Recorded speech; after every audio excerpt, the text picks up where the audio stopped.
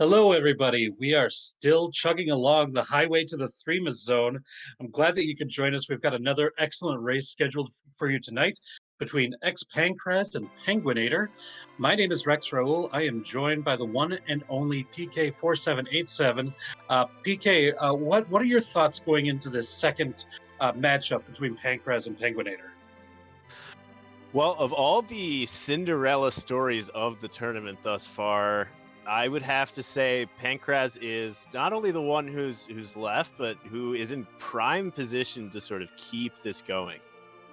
Two people have punched their ticket to the next round in Dia and Flurry, who will be having a rematch, I think, from last tournament.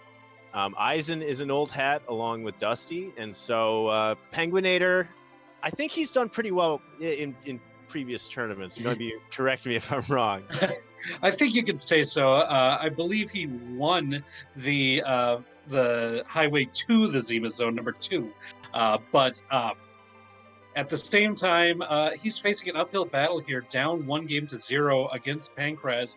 So really going to be looking forward to what he is able to do if he's able to even up this and force a game 3. Yeah, penguin8r has certainly been around, made some maybe an interesting routing decision or two early in the last seed, but certainly capable of winning these 2 straight games to move on to the next round. These are some interesting objectives. Is there anything that you think immediately when you look at these? Well, I don't think anybody's going to be fading the Antlion Cave in this particular race.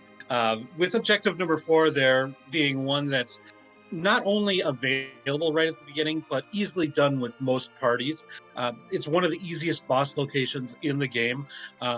Now, that said, our starting character looks to be Rydia, and Rydia is a pretty weak character at her base level, so you might need to look for another character to kind of complement her to even do the boss in Antlion Cave. Yeah, with that Rydia start, there's going to be definitely an impetus to want to try to fill out that party at least a little bit. Someone like Rydia, I found in these flags, even harkening back to sort of the table flags from the football gauntlet, is I would consider actually keeping Rydia dead until I was ready to do something like a grind, and hoping that I could find other characters that are going to carry me through, have that Rydia anchor until you are ready to set up for the slingshot. Because like you said, there's not much middle game value to Rydia or early game value to Rydia either. Yeah, that would be unless you find something like a dragon whip or even a flame whip and something like a heroine robe, or if you're lucky to pull like the sylph summon from Hobbs or something, and then of course her value goes up considerably for the early and mid game. But looks like our runners are underway, and looks like the second character is Rosa. We got a couple of mages to start, but Rosa's someone who can really do well in the early game. But speaking of early game, that is a pretty good item that Bahamut gave us, huh? Yeah, I should have put an asterisk next to everything I was saying about Rydia. Now it's a new game with Rydia where instead of trying to keep Rydia dead, you have to try to keep Rydia alive long enough to get the MP to be able to cast Bahamut, because that can certainly carry you through in one shot basically every boss we're going to see for the first couple checks here. Yeah, it's amazing how quickly the goal with Rydia can change, isn't it? Yep, that is that Bahamut summon is essentially an AoE mega nuke. So even compared to nuke, it will hit everybody with the same amount of damage. It's not a single target, but you do need to get a certain amount of MP, and that will be, unless we find some really good defensive gear, that is the other issue with just this base level Rydia at the start. As we've seen a lot of runners do in this event, Pankraz is heading over to the Watery Pass, and we see Palom as the character there. penguin8r made a pit stop over in Mist Cave, didn't want to be fooled by Mist. D-Mist being found in its vanilla location, finds Dr. Luge there, and now is right on the heels of Pankraz going through this Watery Pass for a little early loot and that character check. Yeah, it's a curious little check. It's definitely something I always considered when I was starting seeds, because if you end up with a hook, it's somewhere you're going to go anyway, and this is one of the better times to just be nearby. I haven't seen much as far as loot, though, although that Palom is a very nice character pickup. It's going to be interesting. Do you want to commit? And it looks like Pankraz committed on Palom, but did not take Rosa. So has a couple of black mages already.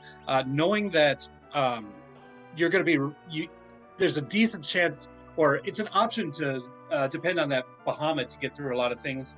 Do you still prioritize Palom at that point? What's your thought on that, PK?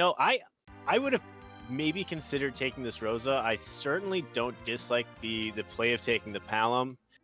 Basically, you're looking at taking 2 steps back with this Palom, but if you can get through even that Antlion fight, you're going to take 5 steps forward once you have Ice 2 with that bluff, and that hopefully is enough to just get you to just bringing out that Bahamut every single fight, because that's probably what's on my mind right now.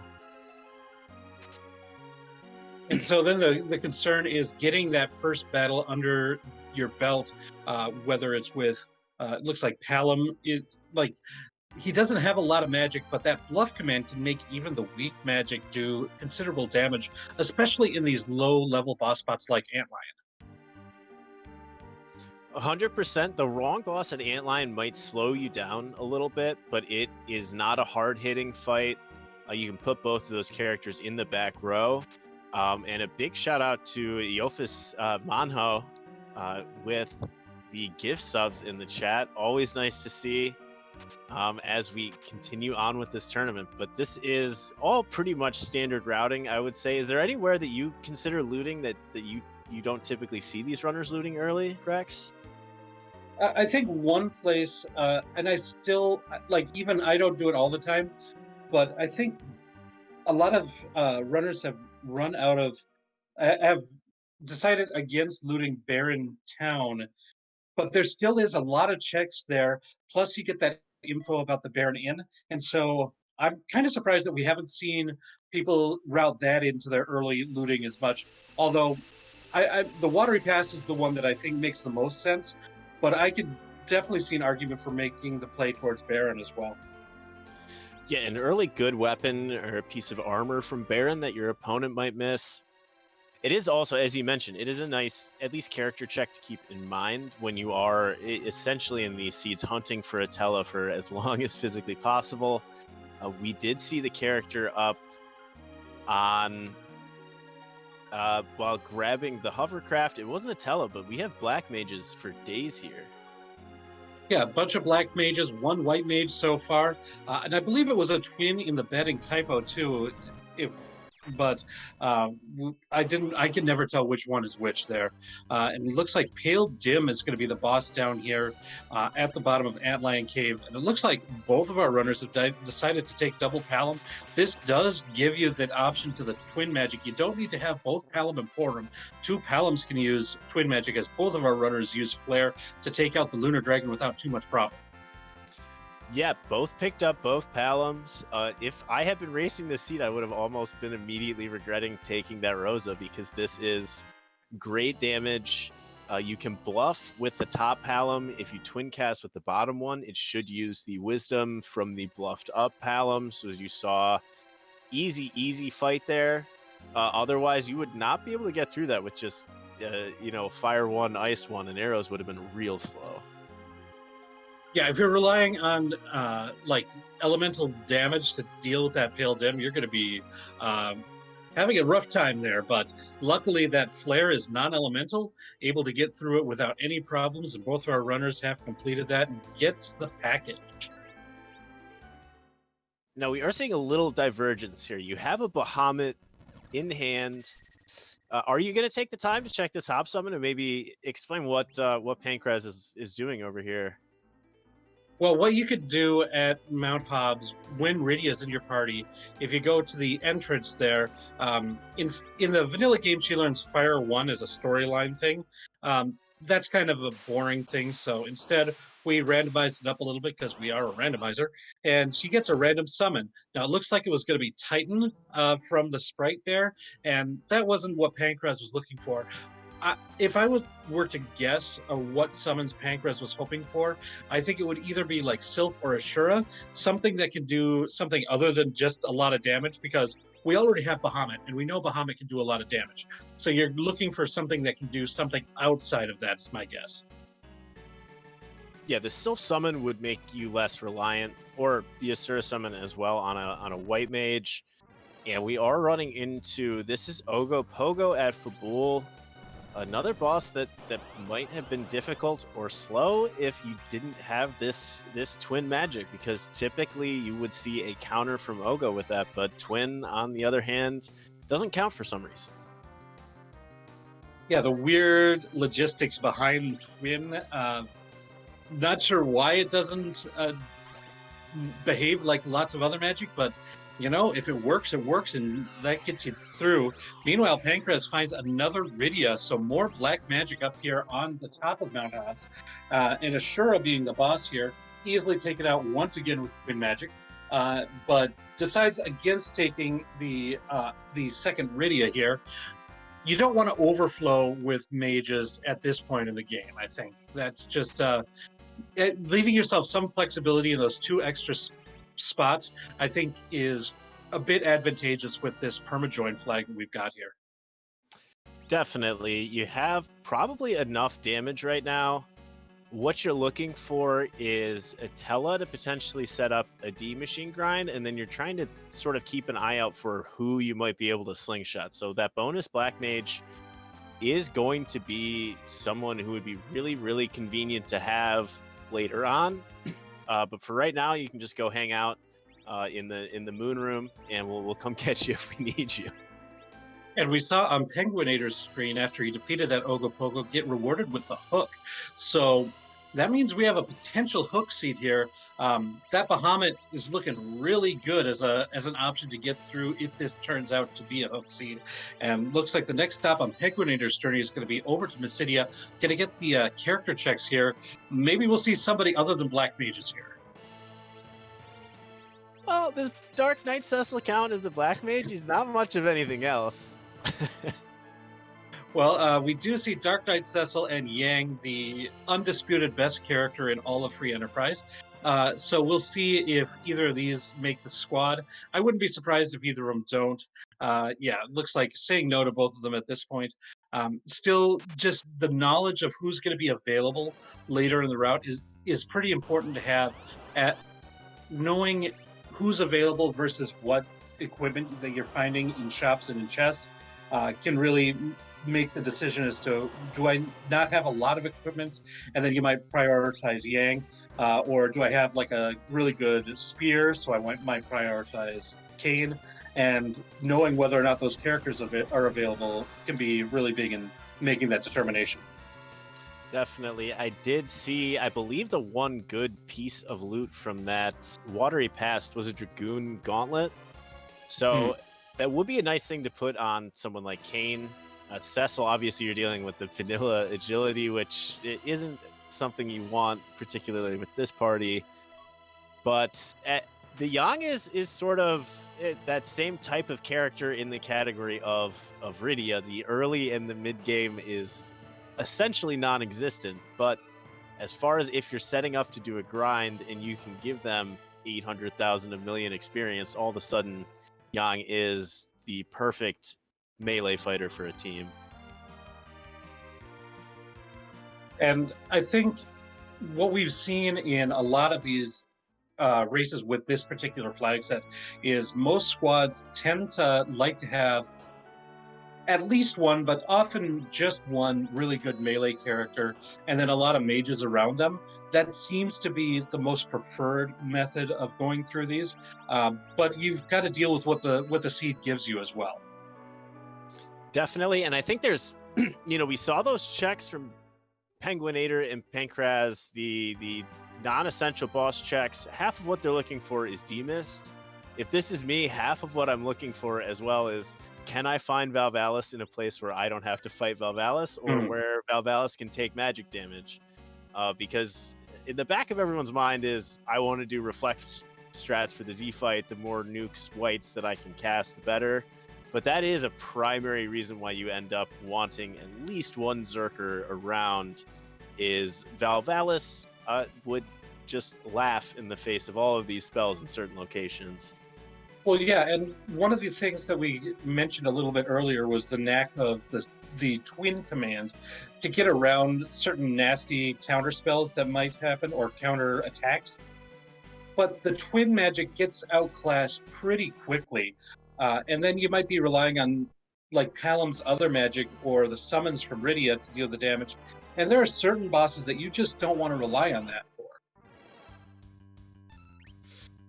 Yeah, it's great damage in certain situations, but the time that you spend casting it, the potential MP cost, depending on how much damage you need to get out versus how many punches you're going to take, is definitely a calculation that has to be going through these runners' minds right now. Because you can get damage off, but whoever you're up against, these guards, for example, if you needed to do a lot more damage to them, we're going to get 6-8 punches off instead of just the one round of punches we saw there. And now we're starting to see the power of that Bahamut from both of our runners, getting through these bosses so much faster, just being able to enter one command, cast Bahamut, and be done with it. penguin8r through the second fight and gets the pass, so now we've got a method to get to Threemus. But we haven't found that magma key, and we don't have access to the moon, so grinding is still something that's going to be a question until we find that darkness crystal. Our runners are going to have to think about alternate methods if they want to do some of these low-level strats that we've seen a few times in this event, or if they're going to set up a different sort of grind, or just keep hunting until that darkness crystal comes. We've got a lot of different methods to get through it, but there still is a lot of checks that we're going to do before we have to make that decision. But I'm sure that's going to be in the back of our mind, especially with that pass in hand. Yep.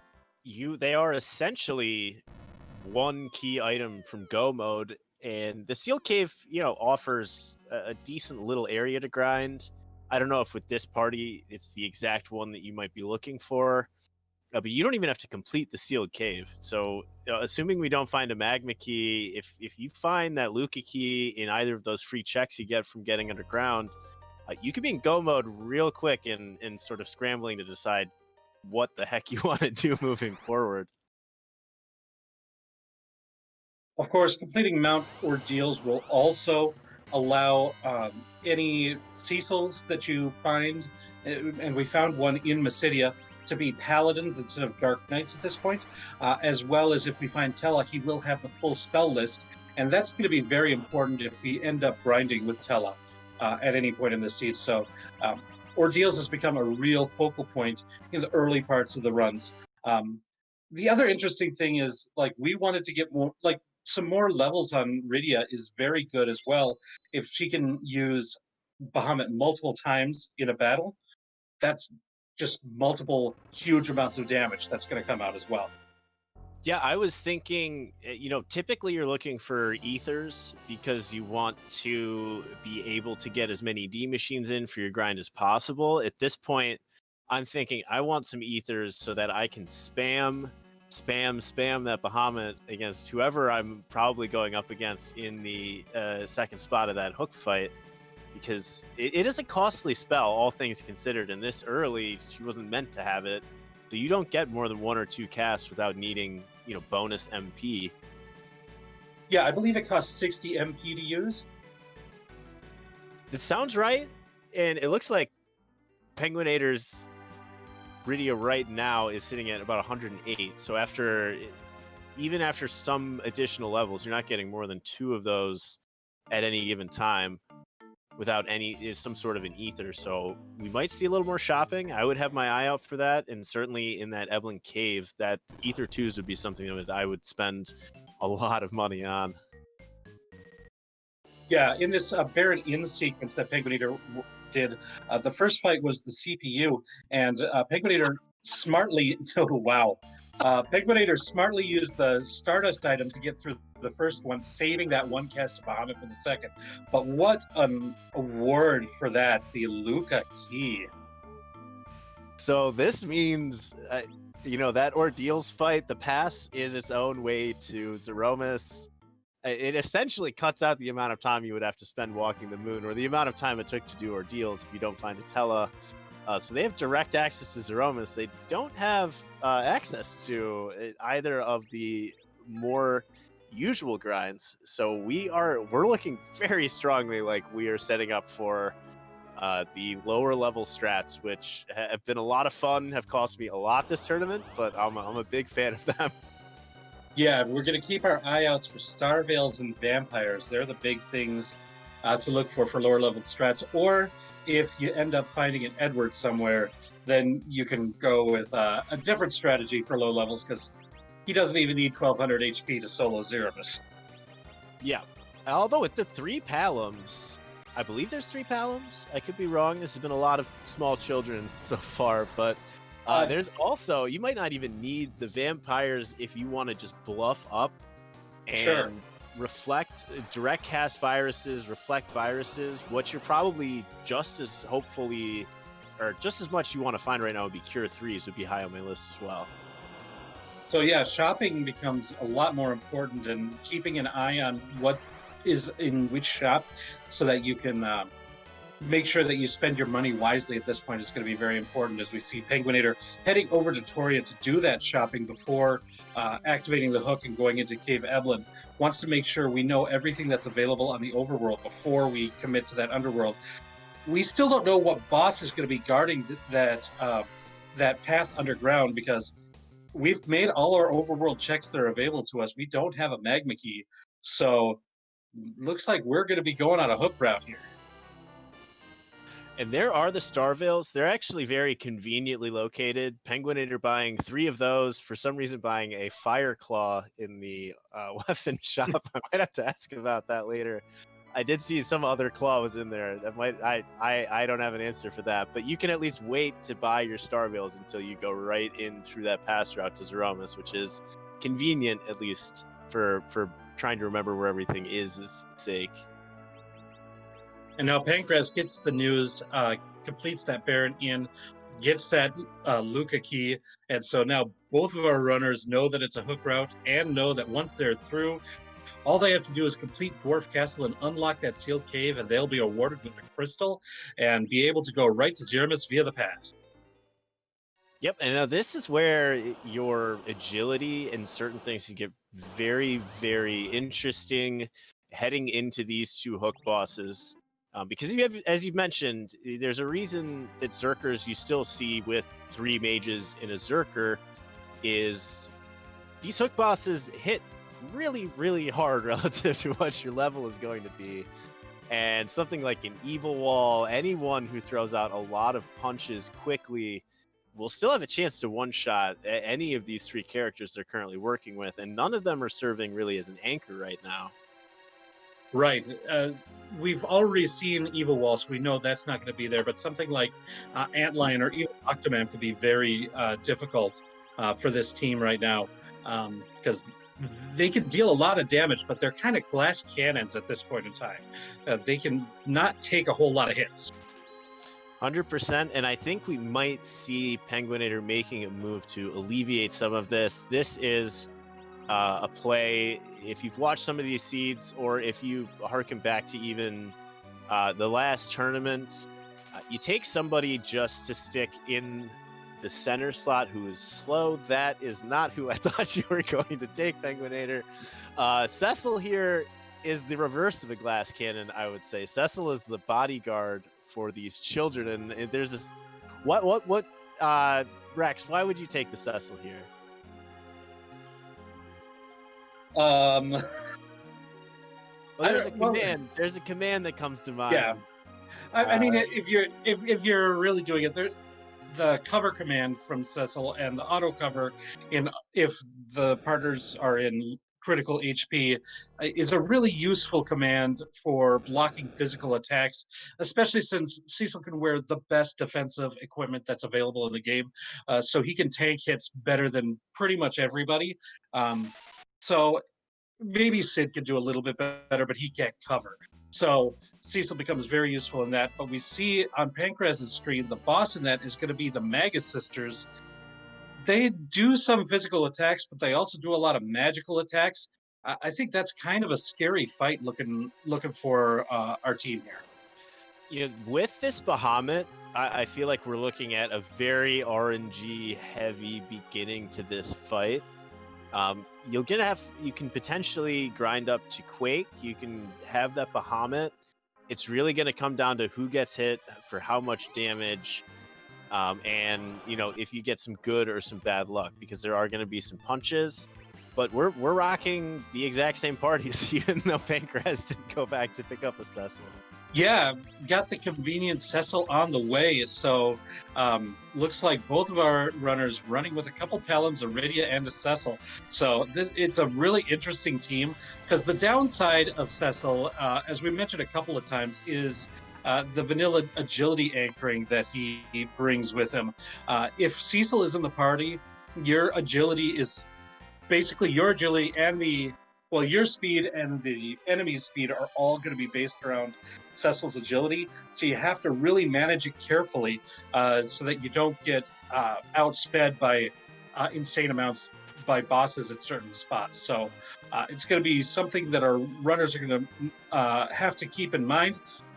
But at least for both of their sakes, they're both going to be running at the same sort of advantages and liabilities that Cecil brings with him.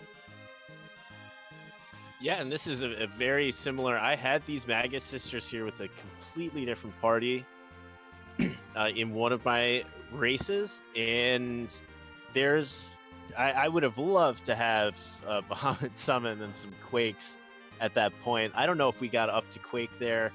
And Pengu finding a heroine robe as well. This bonus looting might pay off, but did you see, were there curse drinks for sale, or maybe chat can point out? I thought I had seen them, but that's what's going to make the Cecil very interesting. I think they might have been in the Evelyn shop, but I didn't see it directly. Annadale in chat and Flurry in chat saying that curse string was there. So yeah, that's something that can help. You can control Cecil's agility a lot better by having access to that curse string if necessary. Ooh, that's a really interesting thing. We see multiple blue robes here in the vanilla King Queen Evelyn spot. That means we've got an alternate gauntlet. This is both a blessing and a curse. It's a curse because it's going to be kind of tough. It's going to be long. And remember, most of our team are glass cannons. But it's a blessing because this spot doesn't usually give experience. But when you fight the alternate gauntlet, even in a spot that doesn't normally give experience points, you get the experience points for all the random encounters that you fight within that gauntlet. So this is going to help boost up that MP total from Rydia should she survive. Yeah, this is also great for XP on those Palums. We're going to be looking at Quake pretty soon. And that curse string is really big, because I was curious about if penguin8r hadn't seen that when you take that Cecil, that can throw off the low-level strats, just because you don't want Threemus to be fast when you're trying to do it at battle speed 6. Well, interestingly enough, also, penguin8r has got his party set for the rest of the seed as he takes a second Cecil into his team. So with two Cecils on your team, you could basically use one of them just to be your anchor and have him set the agility, where you can level the other one up as much as you like and get to extraordinary levels if necessary, and not worry about him having a high agility, because then that's just bonus on him. But this does mean that there's going to be no white mages team for the rest of the seed too, and we don't even. I don't remember us ever finding a really good weapon for Cecil anywhere at this point.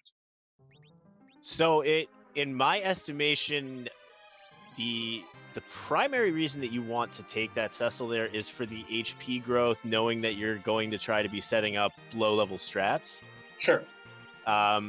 It'll be nice for the cover. You don't know what the bosses that you're coming up against here, but that Cecil with 30,000 experience is basically going to be already online, and you know that you're in go mode right now. So this is the type of race where your heart, the minute you saw that Luca key, your heart starts racing and it does not stop until you've gotten through Zeromus. I can promise you that from experience. And PFF4FE has to take a second attempt at this this alternate gauntlet here. This dungeon here, the Upper Babel is a pretty late game dungeon, all things considered, and our levels are very low. So this is not going to be an easy fight. So you really need to make sure you're taking advantage of everything that you've got available to you in order to get through this as quickly and with as many people alive as possible. Yeah, these bosses, as you mentioned, are not who you're looking to go up against when you have a glass cannon. We did find ether ones. Unfortunately for Pankraz, they were not in the usual route. So Pengu also has those ether ones. We'll see these Bahamut summons come out, but as has been mentioned before, you really have to pick and choose in a fight like this where you want to use your Bahamuts, because you got 5 of them as far as fights go and maybe 2 Bahamut casts. Right. So yeah, making sure you're using them at the right times, and hopefully, like through some of these fights, as you're getting through it, maybe you can get to the point where Palom can learn Quake and get through them. Other times, maybe you can get enough just through his viruses, and so then you can save the Bahamut for a later fight.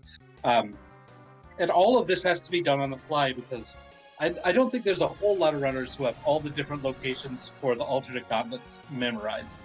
So. Yeah, broad strokes, maybe these runners know, but I would be amazed if you could directly say the 5 encounters you were going to come across here. Exactly. And another point that you made earlier that also needs to be kept in mind that really puts the gauntlet in this is there's really not great healing. You maybe have Cure 2s for healing right now, but you do not have a White Mage. I believe we saw penguin8r pick up a stack of Cure 3s in Evelyn. I might have misread that, but I think those were available as well. But with the HP levels what they are, all you need really are Cure 2s. So there's not going to be a whole lot to need at this point, at least for more than that. Yeah, Pengu bought a few Cure 3s, dissatisfied in chat saying 5. I would be surprised if we see those come out before the Zeromus fight. I would assume that Pengu is going to try to hoard those as much as possible because you don't want to have to come all the way back here to buy anything when you're already in go mode. And it does look like throughout the course of these fights, Pankraz did learn Quake on his Palom, so that was really nice. Plus, I think this is the last fight here, and we get this green dragon within the last egg. Not to be confused with the yellow dragon eggs that we see in the classic egg grind in other things. Not a lot of experience given by the green dragon. It's kind of a fake out. You don't get the grind level experiences out of that fight as you do the yellow dragon egg. No, you don't. But it can be a really mean dragon. Sure. Considering where you find it, it is a very similar mechanics where it does HP based damage and a fair amount of it. So you don't want to run into one of those in a dark cavern or a dark dungeon with very low HP on a few of your characters. So now Pankraz is about ready to get into this Magus Sisters fight. So we're going to see if the Bahamuts and the Quakes are going to be able to get at least Mindy down fast enough so that you're not going to be dealing with too many of the Delta attacks, because that's going to be the scariest thing. I think that could probably one-shot most of our team at this point. Yeah, I don't think we've seen any seriously good mage armor here. Anything that would provide defense. Ooh, not quite, but pretty close. Yep. These level 2 spells, you don't have to worry as much about at least one-shotting, but there is going to be the virus cast if you let this go too long. But it's 25,000 hit points, but it's spread out amongst these 3 sisters, which when you have 2 kids with Quake and 1 who can summon a Dragon Lord, you would rather it split up between 3 people than 1. Yeah. Yeah, that's the nice thing. Having access to both Bahamut and Quake helps out on this. If you were relying on single target magic at this point, like level 2 elemental spells or even virus, this would be a much more difficult fight. Yep, and this is one of those actual situations where, as nice as this Cecil is to have on your team, he can't cover spells. So right. You just got to stand there and watch that child get hit. You can't throw yourself in front of that if you're Cecil. Now the goal is if we could take out Cindy before she revives the other two, the Bahamut might be able to do it right there.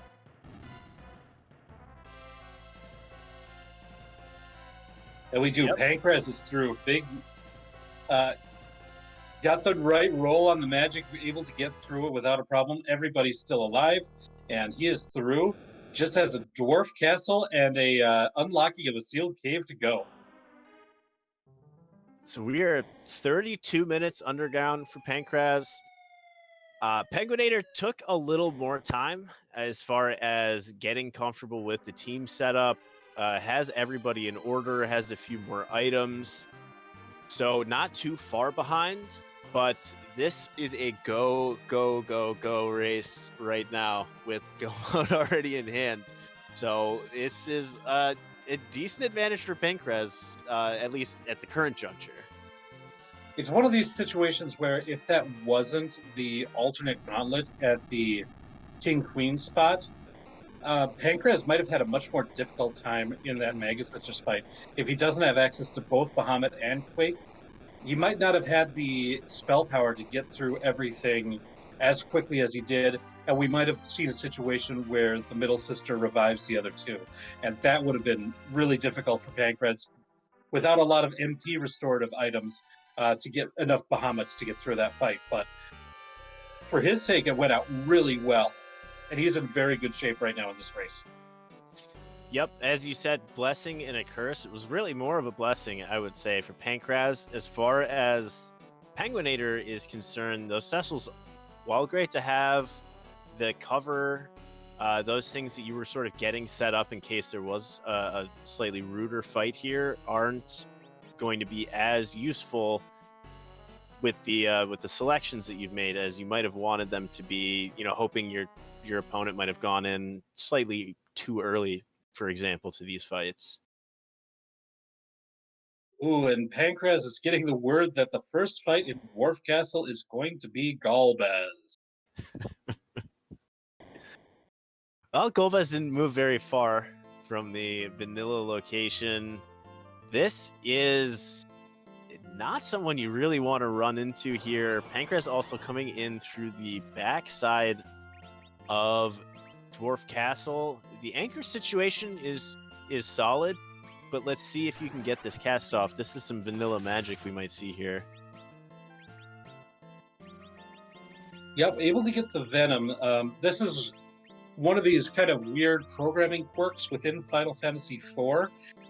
If you've got like all the status effects are on like a hierarchy list, and if you've got a status on your team member who that's higher on the hierarchy list than the status that the enemy is trying to cast on you, it will always fail. And in this case, the poison status is higher than the hold status that Galbez used here. So nobody gets paralyzed in this fight, which means as soon as the dragon here demolishes two party members, you can start getting everything set up, either reviving or using star veils for reflect magic. It was a really heads-up play to use that Venom, and being able to get it off right away, everything went very well for Pankraz in this fight. Yeah, very, very heads-up play. When I find myself in that situation, I usually spend that turn just saying, oh no, no, what am I going to do? And then I just die. So maybe this is why I'm not in the tournament anymore, because that is very quick thinking in a situation where you can easily just say, I'm not going to be able to get through this first go here at all. But still, Galbez, this anchoring thing being a bit rough, but able to get a star veil off for one of the Palums, and just having one character left should be enough. Depending on that second boss, though, that could be difficult, but we'll see what that throws up. I think this should be enough power for Pankraz to get through this fight here, but it's really going to come down to that second fight at this time. Yep, this is going to get you through Golbez, but with that asterisk of who is this second boss going to be, because you only have one character up. Granted, it is Palom, and Quake typically has enough damage to get through, But one thing for Pankraz as well is that's 21,000 XP that you probably would have liked to have gotten on as many characters as possible. Ooh. Do you know anything about the ability to hit with a with a spell here? No, but I know that taking a Panic Edge probably is a great choice. Yeah, with Edge of the team, you've got some backup strategies that you can use in this position, but yeah, this is a Valvolus is often a very scary fight for a lot of parties that have a lot of mages, because there are certain spots where when she's in her tornado form, you just can't hit her with magic. Looks like no problem getting that virus in on Valvolus here. So this is very easily done by Pankraz, but in the wrong place, that would have been very scary. Has a Masamune as well, which is a convenient thing. It's not really going to come into play for these strats we're about to see. I knew the magic attack was really low there. Usually they go hand in hand. Sure. But one of the nice reasons, or one of the reasons that you might take that character right there is that script from Valvallis includes a weak cast and a punch, and you know that your anchoring situation is not great at the moment. Good call.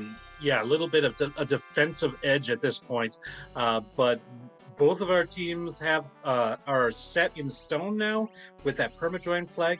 Pankraz has completed objective number 2 and just needs to go and unlock that seal cave, and probably has to do some shopping, and then should be ready to go if he's ready to go with these low-level strats that we've seen. Yeah, there was a siren that we had found that is nice. I'm assuming Pankraz has also purchased that curse ring. Relative agility 1 Palom with Quake can make really quick work of, for example, any trap chest underground here, if that's what you're looking for, if you need XP. I'm not sure if you really want to try to fight the walls over the trap chest, because the manip is way easier if you have somebody with the wall cast. But we'll see. Gonna still need some XP to get those strats going. Maybe slight regret because you are giving up a spot that you might have given to another Palom who could also be throwing out viruses for the Zeromus fight. Pankraz, I believe, just bought a Dwarf Axe in Tomra.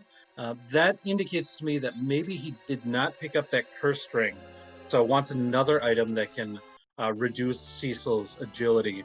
But I might have missed it. I saw it for sale there, and I think he bought it, but I don't see everything.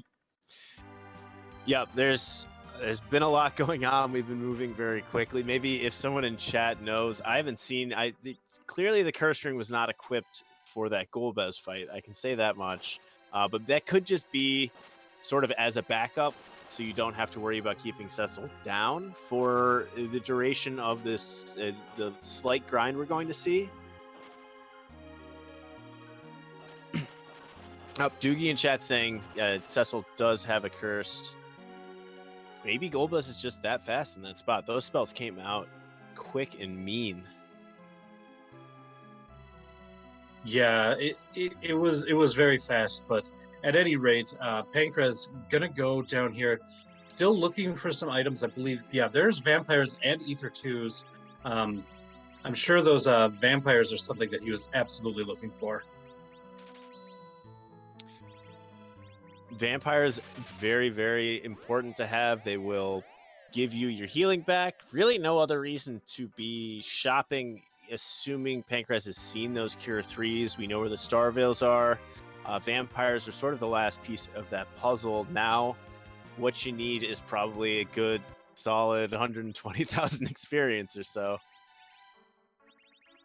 Yeah, it looks like going to be setting up. Yeah, he does have that curse ring and the Dwarf Axe, so double negative experience there. So, and going to cash in that 1 siren for an egg here in the underground makes sense. One of the most efficient ways to get any big chunk of experience is right here. And yeah, and then after that, with where he set the airship, makes me think that he's going to do some trap chests in the seal cave.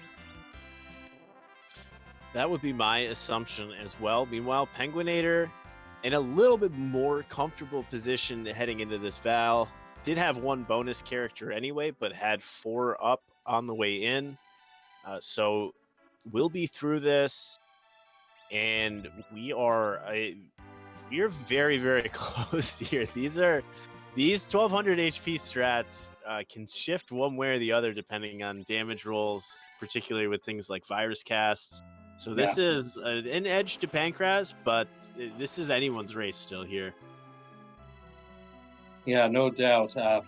So it's also going to depend on the party situation is a little bit interesting too. By virtue of having warp characters alive through that Golbez fight, we're getting experience on a lot more people here in the Penguinator fight, and having 2 Cecils, they're already over 1200 HP, which is kind of the magic number for these strats. Like they're often referred to as 1200 HP strats. So that could be play into it as well. Penguinator might be a little bit better situated as far as experience goes for his team going into all of this. However, Pankraz has a lead in that he was able to get to the underground first, find everything that he needed first, and so that edge goes to Pankraz at this time. But it's a really close race no matter what. Yeah, good point.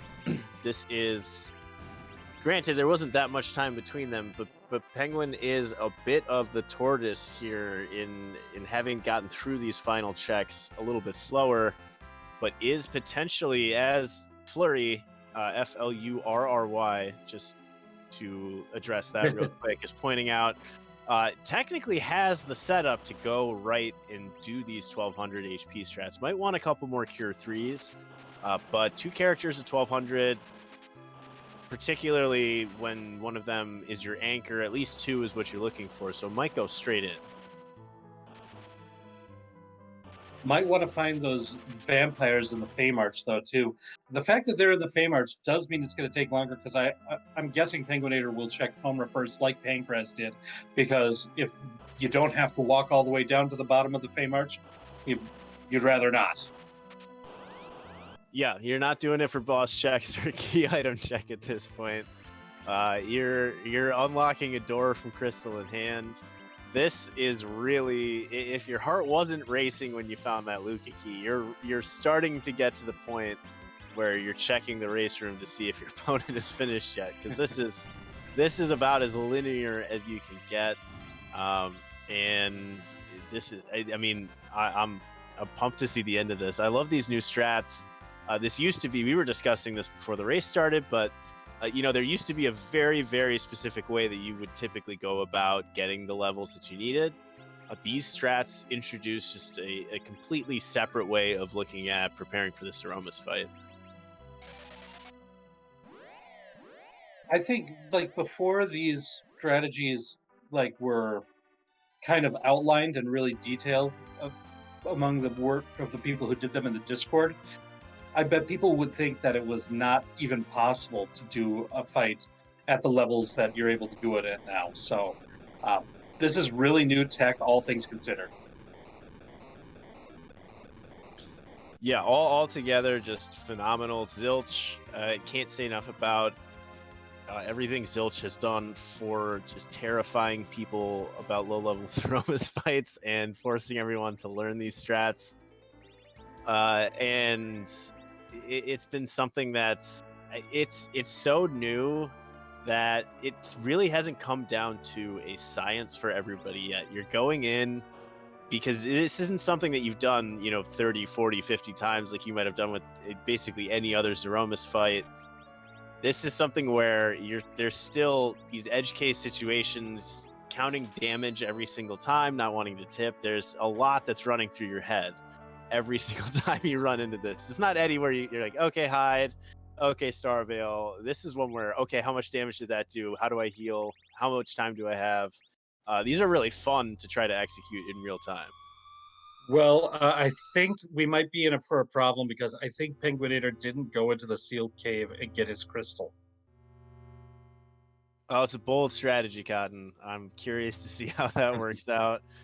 We might see noticing the crystal not in the inventory here, but I see a couple flags. This race has been moving so quickly that I don't think people are really that tired of free enterprise. I mean, we're only 45 minutes in. I only see a couple of these Z flags.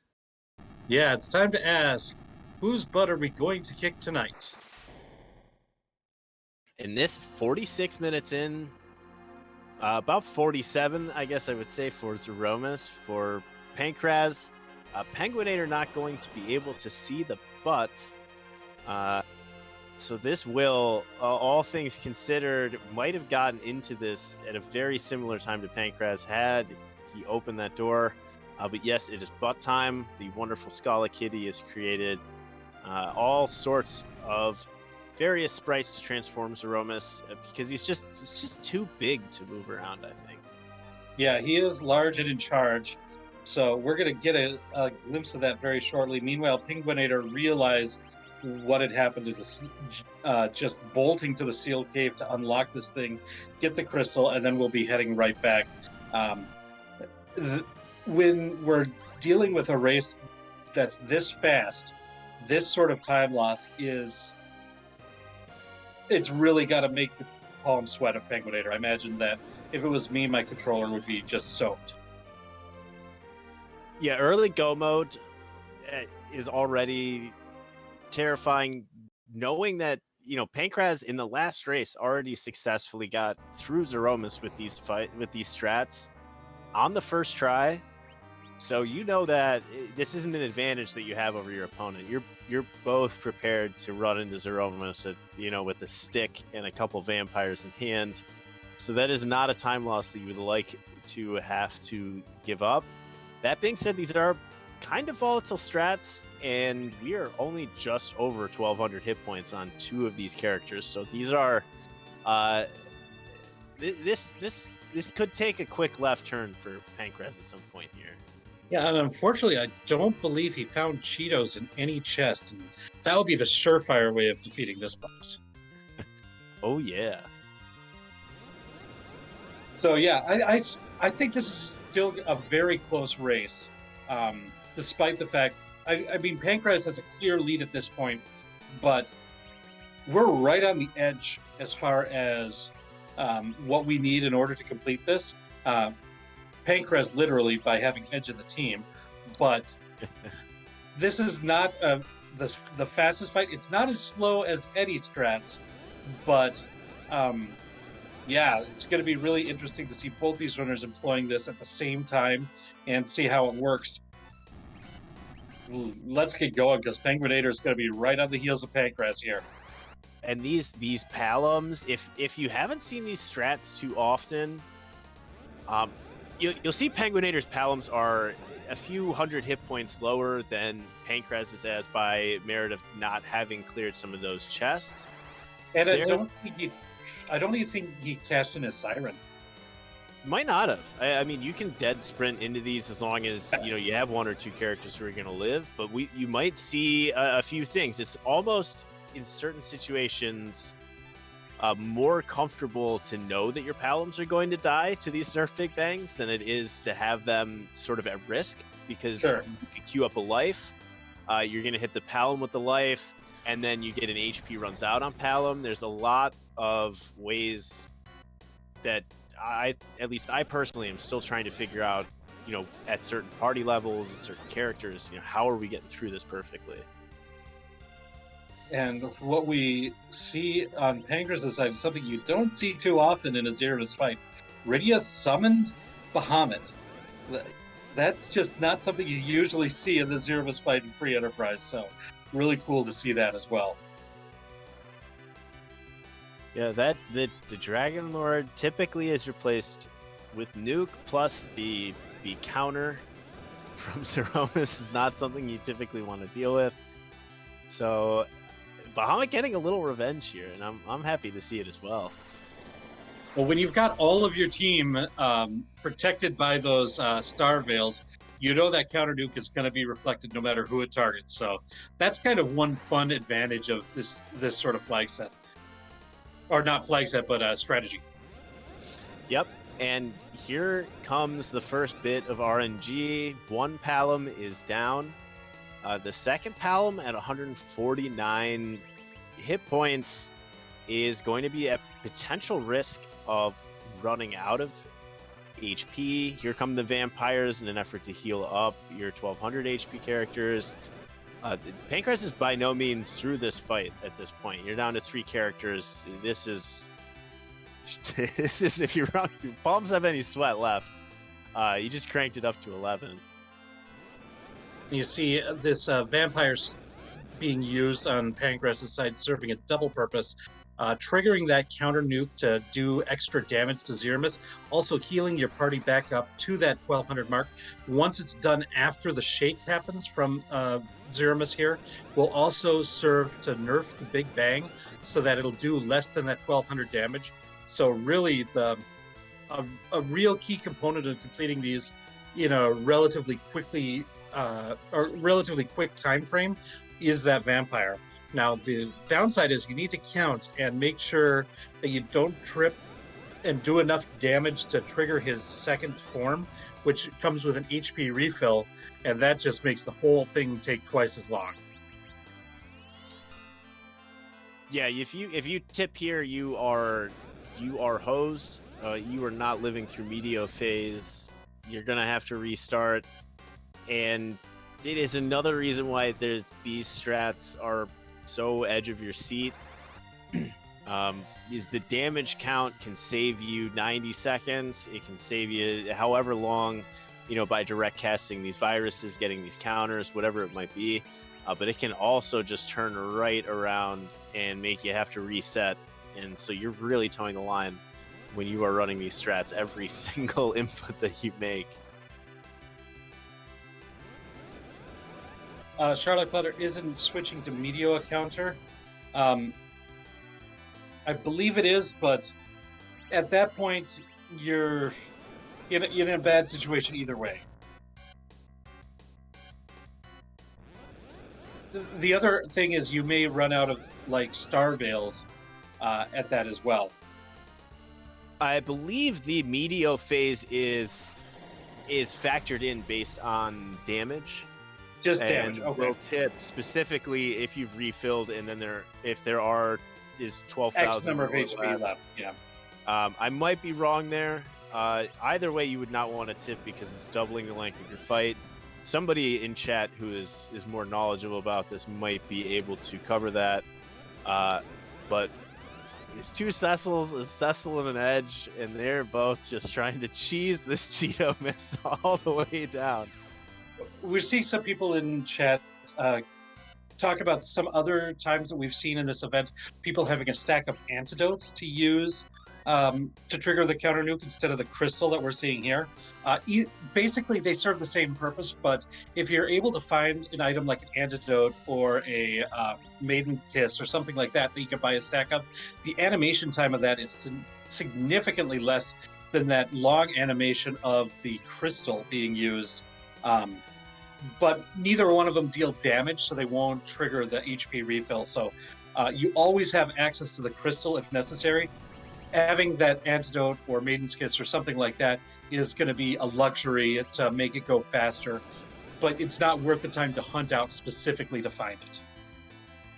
Yep, it's something you might notice depending on who you're watching race. I know that I typically have started to do this, if I have the money, is just buying a stack of 20 or 30 crosses, antidotes, whatever it might be, just because you have them. They're not that expensive, but they're pretty cheap. Yeah, like you said, Rex, you don't want to run around the world looking for something better than the crystal, because you're giving up way more time than the second bonus that the crystal itself as an animation would cost.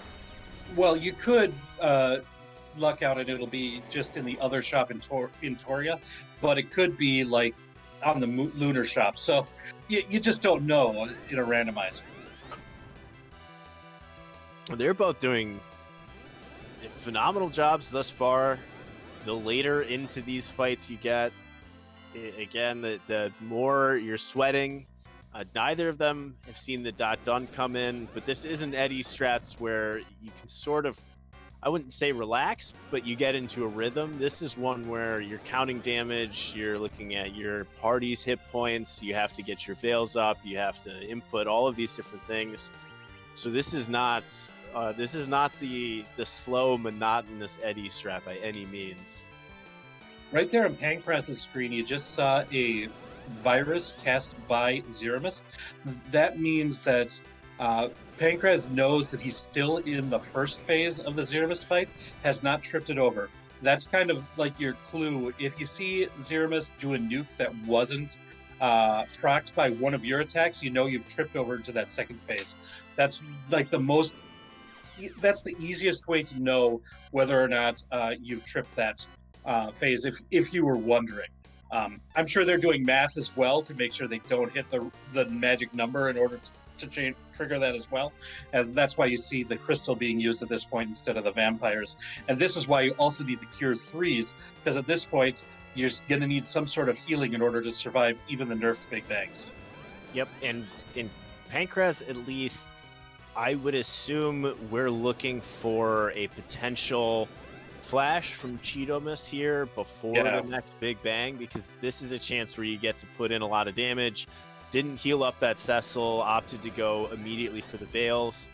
But damage counting when you're getting 400 from a vampire and anywhere from 1600 to 2200 from these nuke reflex, and then you're giving that up. It's one of those things where you try to keep an estimation, but then once you're over 42, you just hope you get done with it. And speaking of which, goodbye Cheetomus. Yeah, big GG's to Pankraz for pulling that out. Gets the win in official race spot time of 57 minutes, 58 seconds. With that, takes the win in this match against penguin8r with 2 games to nothing, and will be advancing in this event. So once again, big GG's, well played all the way through by Pankraz. Been a real great job in this event so far, and we're gonna see if we can bring him in for an interview. Yep, I believe we should be joined by Pankraz shortly. In the interim, if there's anyone that you would like to blame right now, it is Ground Flyer, who was our amazing restreamer and roller of this seed. And also one big shout out to Imperial Dragon, who has been tracking. Not too many buttons to push, but was right on point with each one of those puts, which each one of those, as we see now, we got penguin8r using ether 1s against Aromas, so anything works. Yeah, there's a lot of items that you could use that will trigger that counter nuke.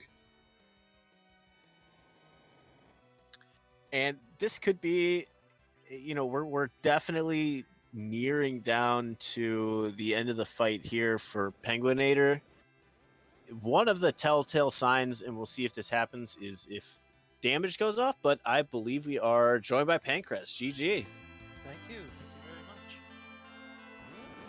Well, this was a pretty quick seed, wouldn't you say? That's one way to put it, yeah. I finished the Luca, or the Baron in fight, and I'm like, oh, a Luca key, that's an objective. And then I paused for a second, and I'm like, wait, I have a pass, and I have a hook, and oh my god, I'm in go mode. Yeah, so take us through, like, maybe your character choices going into that hook route. You see that Cecil, you have the cursed ring, your thoughts on that alt gauntlet. Saw the Cecil, and I'm like, okay, or more importantly, saw the Magus Sisters, and I'm like, okay, I need a warm body for this fight to possibly take some of those tier 2 elemental spells. Like, I'll have 2 Quakes and a Bahamut to get through and blast them with damage. I just need them to not die in the process. So, Cecil, plus with his HP pool, I was like, okay, great. I have the Curse Ring if I need to anchor with him. He gets 1200 HP pretty quickly. I'll grab him now and use him to fulfill both the purposes I need. And when you took that edge, was that an edge of convenience because you needed a 5th character, or was that one of those, oh god, Valvalis is right there, I only have 1 character alive, I need another warm body? Yes, both. I edged it up, and I'm like, okay, great. I take whoever's here, unless it's like, I don't know, Rydia, because I need the person to make sure Palom lives. And Edge was perfect. He would get 1200 HP soonish, and you could kill Valvalis. With your win today, this means that you're going to be advancing in this event. Your next match is going to be against the winner of the Dusty Griffin Aizen Tayama match. Do you have any thoughts, or do you want to throw down any trash talk against those people? I'm still in shock about this match, so I'll save it for later in the week. Fair enough. Fair enough. Uh, did you have any final thoughts about this race in itself that you wanted to share? Because this was lightning fast. Definitely lightning fast, and I think that like penguin8r is a fantastic mechanical player, and I know if this came down to a foot race, I most likely lose in a heartbeat. So having both of our race seeds boil down to 1200 HP strats and trying to get her done faster is lucky for me, but a little heartbreaking for him.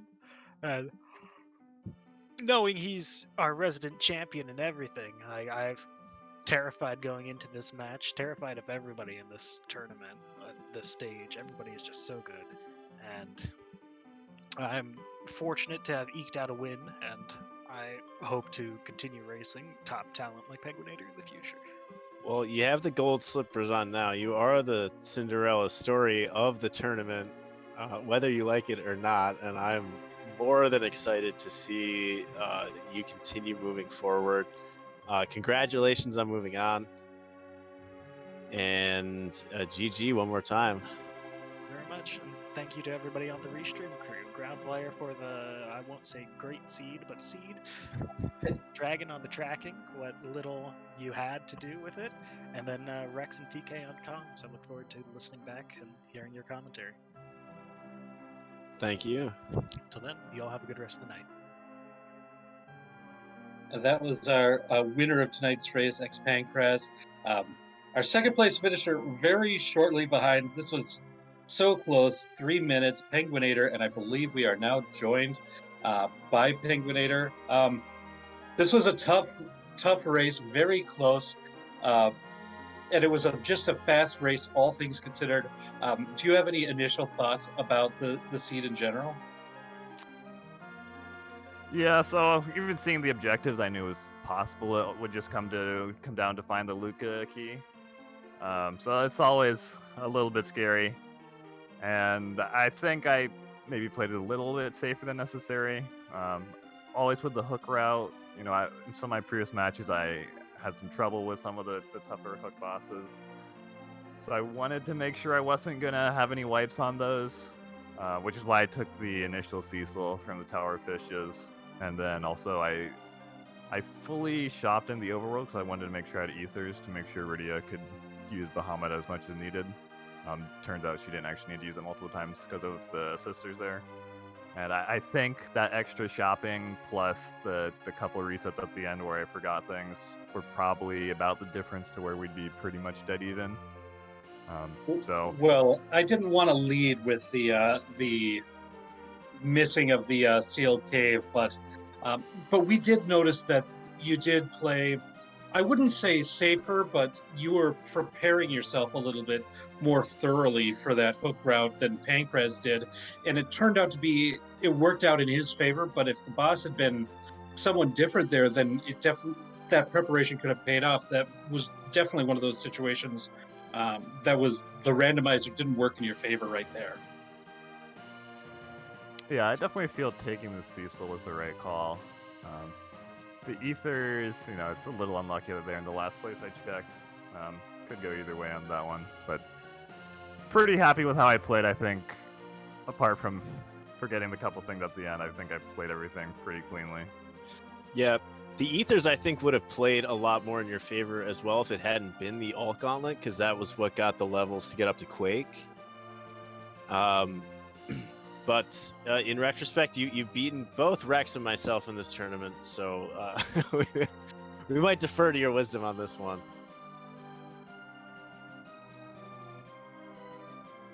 But very well done. It's been a heck of a run. You have a history of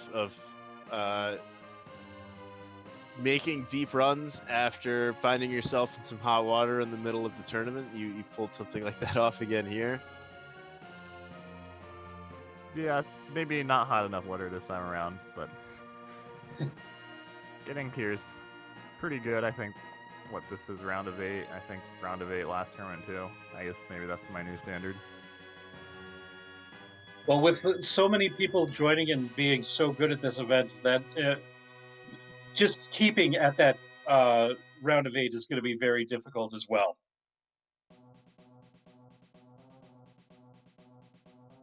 But Yeah, oh, go ahead, Rex. just going to say, with that, this will unfortunately be the last time we see you racing in this event. Did you have any final thoughts about your experience through the Highway to the Threemus Zone? Just want to say GG to xPankraz. It's not a surprise at all to me, him making it this far and potentially even farther. Just initially practicing for this tournament before it even started. You know, he was someone I saw in pickup races constantly and trading wins back and forth. So he's definitely come very far in a very short amount of time. And no surprise to see him having success here. Well, I want to say thank you for joining us for the interview. Thank you for letting us watch your race, and thanks for being such a great runner in this event. And GG's again for your overall finish. Thanks.